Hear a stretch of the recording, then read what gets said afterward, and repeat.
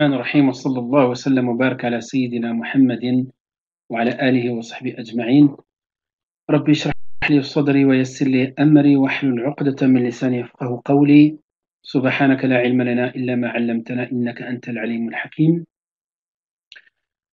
سبحانك لا علم لنا إلا ما علمتنا إنك أنت العليم الحكيم. سبحانك لا فهم لنا إلا ما فهمتنا إنك أنت الجواد الكريم. Seigneur, ouvre-moi ma poitrine et facilite ma mission. Aidez-nous à œuvre ma langue afin qu'ils comprennent mes paroles. Gloire à toi, nous n'avons de science que ce que tu nous as appris. Certes, c'est toi l'omniscient et le sage. Mes chères sœurs, mes chers frères, salam alaikum wa rahmatullahi wa barakatuh. J'espère que tout le monde se porte bien. Voilà donc, Inch'Allah, j'espère que cette rencontre du lundi se transforme en une rencontre du fiqh, Majalisu al-fiqh, une assise de le fiqh, Inch'Allah, qui peut, pourquoi pas, durer même après le confinement. Inch'Allah, que tout se passera bien, Inch'Allah, pour tous les citoyens, Inch'Allah, et pour nous en particulier. Donc voilà, on va commencer, c'est pour cela, pour certains qui ont déjà fait ces cours-là, il y a toujours des rappels, il y a toujours des révisions. Pour ceux qui ne connaissent pas ces cours-là, voilà, c'est comme ça qu'on va démarrer. Et donc, Inch'Allah, prions Allah subhanahu wa ta'ala tous et faisons des du'as pour que ça dure, Inch'Allah, que Allah bénisse ces rencontres. Et mon intention, c'est de mettre ce cours-là de le fiqh. Hein, quand je parle de le fiqh, on va démarrer, Inch'Allah. C'est un cours qui va être ouvert à tout le monde toute l'année. Bihawlillah, c'est ça l'intention aujourd'hui. Tous les lundis, Inch'Allah, à 18h, on verra, Inch'Allah, s'il y a possibilité de changer ou pas. Et le but, donc, de commencer le fiqh, parce que c'est vrai que yani, sans dénigrer quiconque, dans nos mosquées, il n'y a pas vraiment des cours comme ça, suivis toute l'année. Allahu alam, jusqu'à preuve du contraire, il n'y a pas des cours vraiment de fiqh où les gens ont besoin de connaître le droit musulman. Et donc, le but, Inch'Allah, on va essayer de garder ce majlis, qu'Allah le bénisse et qu'il soit pour lui, subhanahu wa ta'ala, ce majlis de l'ilm, même après le confinement, Inch'Allah, tous les lundis, de 18h à 19h, Inch'Allah, et pendant le mois du Ramadan, on va peut-être changer les horaires, on verra, Inch'Allah, d'ici là-bas. Le but, c'est d'étudier le fiqh. Donc, on va commencer par étudier, faire aujourd'hui des rappels et des introductions du fiqh. Je vais essayer d'enregistrer les cours de telle sorte qu'on peut revenir en arrière. Je vais essayer de mon côté aussi de préparer des fascicules pour tout le monde, Inch'Allah, tout ça, qu'il soit fils sabilillah. Donc on prétend qu'au fils sabilillah, mais Dieu seul qui sait ce qu'il y a dans les cœurs. Et on demande à Allah subhanahu wa ta'ala que ça soit exclusivement pour lui, comme ce qu'on a vu hier dans les cours. Donc voilà, à partir d'aujourd'hui, vous pouvez relayer l'information. Inch'Allah, il y aura toujours un cours parce que c'est quelque chose qui manque, il n'y a pas de régularité. Et vous allez voir, Inch'Allah, à travers cette introduction, les domaines d'application du fiqh. On va commencer par introduire et expliquer le contexte un peu du fiqh. Et ensuite, Inch'Allah, petit à petit, on va étudier, commençons par fiqh al-ibadat, ensuite fiqh al-mu'amalat. Et fiqh al-ibadat, donc fiqh al-ibadat, vous allez voir, Inch'Allah, dans l'introduction, dans la présentation, c'est tout ce qui concerne la salat, la zakat, le hajj et le jeûne. Donc on va Inch'Allah commencer aujourd'hui. على بركة الله نسأل الله تعالى أن يبارك في هذه المجالس.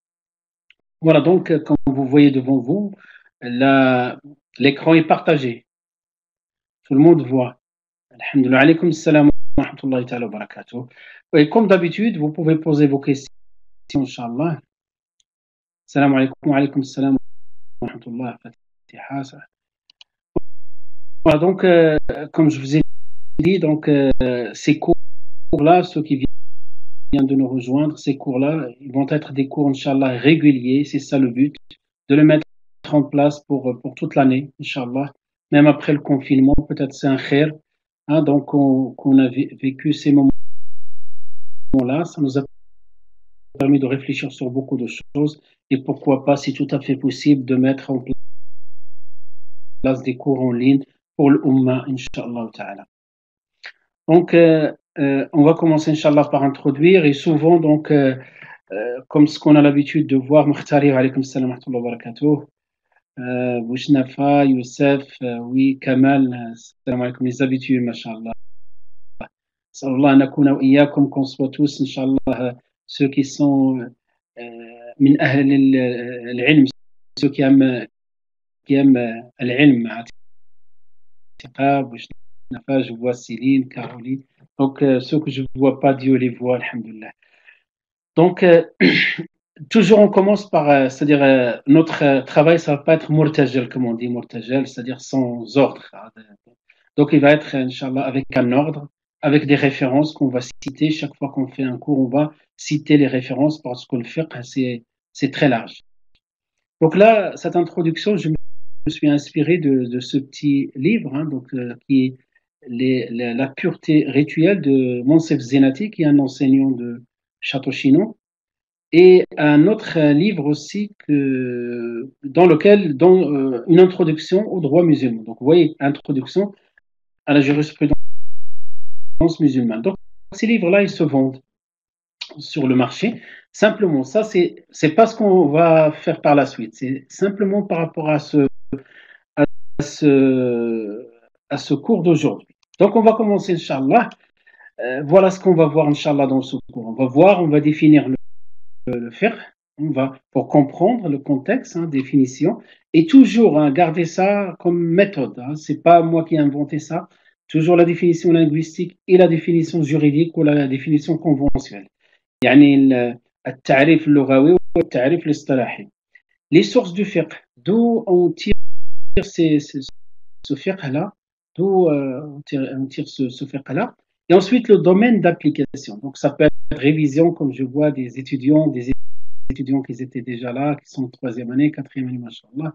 Rabbi barak fikum, Inch'Allah, mais c'est bien de réviser, Inch'Allah, parce que vous allez enseigner par la suite, Inch'Allah, tout ça. Donc, les domaines d'application du fiqh, on va voir ça aussi. On va voir les catégories des prescriptions juridiques. Yani, l'ahkam sharia, beaucoup de gens qui se trompent par rapport à l'ahkam sharia, donc il va dire, mais c'est le Coran, c'est la sunna. On va voir, yani, même Allah subhanahu wa ta'ala, comment il définit ces ahkam sharia et surtout la nature des textes.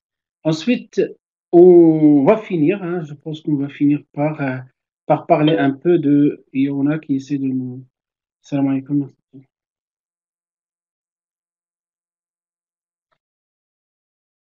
Je n'ai pas compris. Il y a quelques-uns qui m'envoient des messages, je n'ai pas compris. Très bien. Donc, on va finir par l'histoire du fiqh, sachant que l'histoire du fiqh, hein, c'est un module qu'on a en deuxième année. L'année passée, voilà, on l'a pas fait, donc on va le rattraper. Ceux qui sont en troisième année, c'est-à-dire qu'ils étaient en deuxième année l'année passée, et les deuxièmes années de cette année, ils vont le faire, Inch'Allah, ensemble. Donc on va voir, même s'il y a toujours confinement, on va faire nos cours à distance. Voilà donc par rapport au menu, hein, d'aujourd'hui, et j'espère qu'on va avoir la possibilité de finir tout ça aujourd'hui. Définition du fiqh. Quand on dit le terme fiqh, hein, donc on va dire, donc vous allez voir qu'il y a des choses qu'on a vues comme ça oralement. J'aurais aimé maintenant qu'on parte sur des bonnes bases et tout va être, Inch'Allah, écrit, va être, Inch'Allah, dans la présentation. Donc, définition de fiqh, j'ai mis définition plurielle parce que on définit le sens linguistique pour comprendre et ensuite le sens étymologique, sens conventionnel ou mafhoum shar'i. Le terme al-fiqh, le fiqh dérive du verbe faqaha ou faqiha, qui signifie comprendre les choses en profondeur. Fahmun amiq en arabe, fahmun amiq. La compréhension approfondie et la maîtrise du sujet traité. Voilà, donc autrefois, quand les Arabes employé ce terme-là même avant l'islam, simplement pour dire, comme il a dit le prophète sallallahu alayhi wa sallam, un bédouin, une fois quand il a répondu d'une manière pertinente, il a dit Faqih al-A'rabi. Le bédouin il a bien compris. Donc, ensuite, ce mot-là, avec le temps, il va être attribué à cette science-là relative aux pratiques religieuses. D'où on tire cette compréhension? Donc, c'est le Coran qui emploie ce terme dans ce sens linguistique. Le Coran qui l'emploie, il dit Wa in min shay'in illa yusabbihu bihamdihi. Il n'existe rien qui ne célèbre sa gloire et ses louanges. Ensuite, Allah il nous dit Walakin, mais la tafqahuna tasbihahum. Mais vous ne comprenez pas, vous n'avez pas le fiqh de leur tasbih. Donc, voilà un terme, donc le terme fiqh dans certains versets. Allah subhanahu wa ta'ala il dit Lahum qulubun la yafqahuna biha. Ils ont des cœurs, mais ils ne comprennent rien avec. Qulub. Donc Allah subhanahu wa ta'ala, il parle de ces cœurs-là qui ne comprennent pas. Donc, toujours, et en arabe, vous avez bien entendu, Lahum qulubun la yafqahuna biha. Vous avez entendu le terme. Yafqahun dérive de faqiha, fiqh. C'est cette matière-là qui a cette connotation. Allah subhanahu wa ta'ala donc dans ces versets-là, il met en évidence que ce terme-là désigne la compréhension parfaite et profonde. D'autres versets, toujours dans le sens étymologique, c'est-à-dire le sens linguistique, قالوا يا شعيب, lorsque Shu'aib,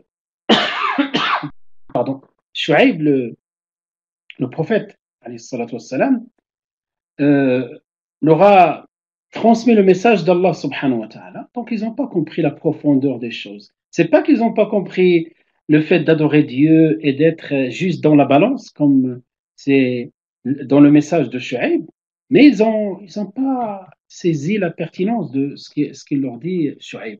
قالوا يا شعيب ما نفقه, vous voyez, vous entendez, نفقه كثيرا مما يقولون.